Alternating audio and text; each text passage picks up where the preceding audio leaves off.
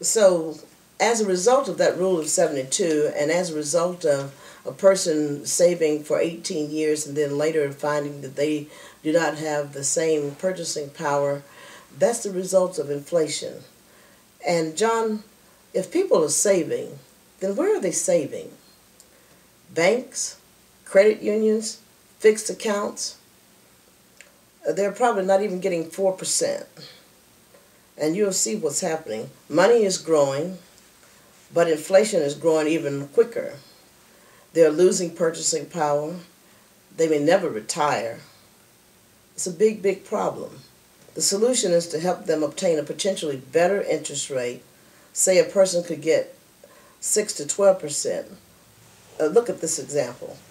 Let's assume you were 29 years old and you have $10,000 at 4%. And 72 and 4 into 74 into 72 is 18. So let's say that the $10,000 grows in 36 years to $40,000. You're 65, the kids are gone, the house is paid off, you want to retire, but you got $40,000 to your name. How long will that last you? The way you spend, probably half that time. Just kidding. Just kidding. Maybe a year, maybe a little longer, if you're frugal, and then you're out of money, and then you're a Walmart greeter. But here's the problem. You've run out of time. Who wants to work past 65? The only thing you could do is change the interest rate. And the only thing you could change is the interest rate, and here is the million-dollar question. If you had 6 to 12% instead of 4%, would you have a greater financial independence at this time? The answer is yes. Look at this table. Here we are showing at 6%, your money grows every 12 years. At 8%, it doubles every 9 years. At 12, it doubles every 6 years. So at 36, at age 65, you got $640,000. $640,000. Isn't that amazing? The only difference between this guy and this guy is the interest rate. Not more money, not more time, same age, same amount of money. The only difference is the interest rate. But it costs this guy $600,000. Now, John, this is a pretty important principle to learn. This could change the quality of your life. And you know what? It's not having $10,000. The key is saving a little bit on a monthly basis at a decent interest rate.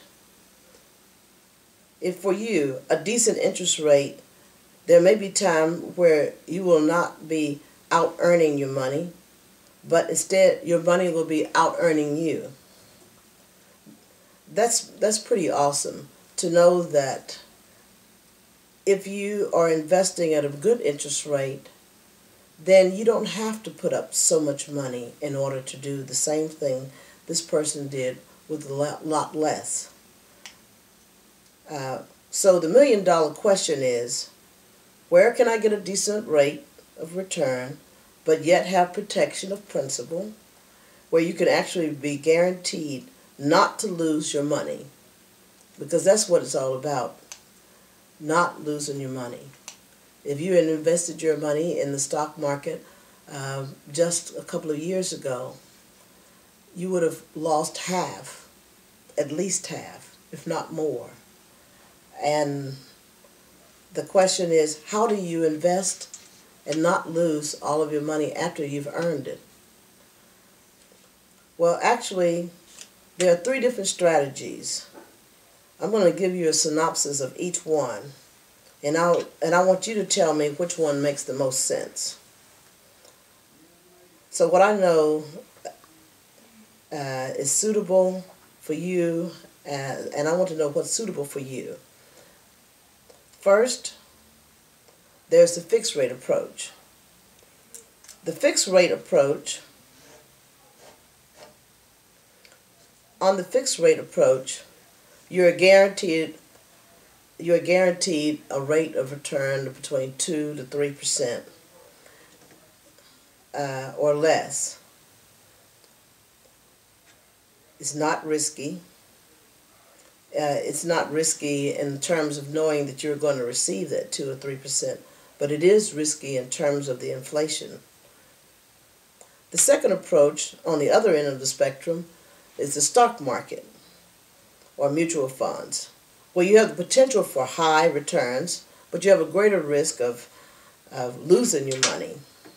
Like I mentioned a couple of years ago, if you had had your money in the stock market, you would have lost a considerable amount.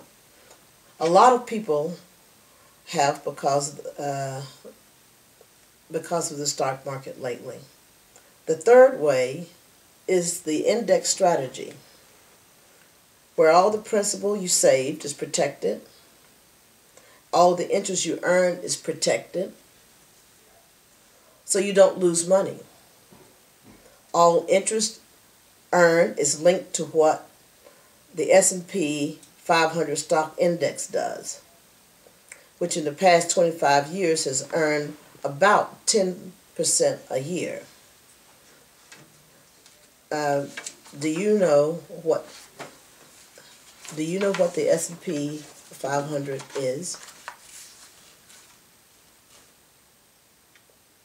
The S&P 500 is basically a stock index that measures the top 500 most widely held companies and over 100 different industries, everything from technology to health to utilities, etc. In fact, the S&P 500 represents almost 70% of the total domestic equity market, about 70% of the American economy. But get this, the S&P 500, 25 years ago, averaged almost 10% per year. If you could receive 10% per year, would you be happy? Right? You would be happy.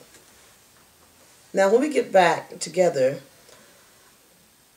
I'm going to have put together some numbers for you that explains the specific products, the specific floors, the specific caps. We have an Index Universal Life product that gives you the opportunity to do just that, to be able to save your money, build your money, and not lose your money as a result of the interest dropping. Basically, whatever money is invested and earned is protected in the Index Universal Life. And if you were given an opportunity between a fixed product that's going to pay you 2 to 3%, or a product that's going to give you an opportunity to earn considerably more, but at the same time lose considerably more, and then given an opportunity to invest in an index product that will give you an opportunity to earn but not lose, which one of those would you choose? Right. If more than likely, most people normally select the index product because they don't want to lose any money. All interest earned is linked to the S&P 500 up to a cap. For example, if the cap is 15%, then that means that you will be able to earn up to 15% on your investment, and then after 15%, then that amount of interest would go to the company. There are no free rides. So there's a reason for the cap. The cap is because they also make it so that you have zero loss. So if the product can go up, go sideways, or go down, in the index universal life, you do not experience any of the downside. You experience only the growth, and you experience only the stabilization. This is pretty important, don't you think? Here's an example. Let's say that a few years back, you contributed $10,000 to an index strategy. And let's say that S&P did 10% the first year. Now it grows to 11,000. Let's say the second year it grew another 10%. And now your 10,000 has become 12,100. In the third year, the S&P loses 20%. Is that possible? Absolutely. In fact, it happened. But now, instead of your account value dropping 20% to $9,600 in year 3, as a result of investing in the index strategy, yours remains at 12,100. So when everybody else is at 9,600, you will be at 12,100 because you did not experience any loss when the S&P dropped as a result of the Index Universal Life product. So you see why the index approach is quickly becoming one of the most popular strategies out there. One of the best ways to win the rate of return inflation battle is to be able to get potentially higher growth, yet protect the principal from downside market loss. But John, you cannot win the rate of return battle and forget about the taxes. You can't forget about the taxes. In fact, I'm going to show you an example that will shock you, and how important it is to employ both the rate of return battle and the tax battle. Let's say 30 years ago that there was a guy that was 30 years old and he wanted $1 million, and he went to his banker and he said to his banker, "Tell me how much I need to save every month for 30 years so that I will have $1 million." And the banker said, "You will need to save $1,639 a year for 30 years at 5% in order to have $1 million in 30 years. Well, the man became very discouraged. He went home and he never saved. He never saved, and he's now a greeter at Walmart's. You've seen him. Now, what if we could have taught him how to win the two battles, the battle of the rate of return and the battle of the taxes? Look at how the numbers drop. Let's win one at a time. The rate of return, then the taxes.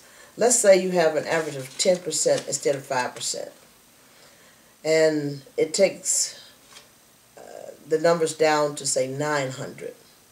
Instead of 1,600, you're looking at 900 because you're getting an interest rate of 10%. But what if you are not able to save $900? Most people are not able to save $900 a month.